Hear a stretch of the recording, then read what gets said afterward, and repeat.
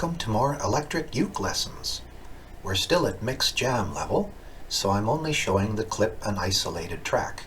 If you're a beginner and would prefer I go slower, you might start with the earlier videos.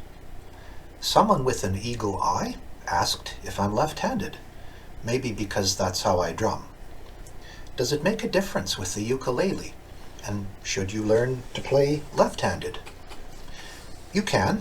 I don't, because it almost guarantees I'll never be able to play someone else's uke at a party. My uneducated guess is that there's a trade-off either way.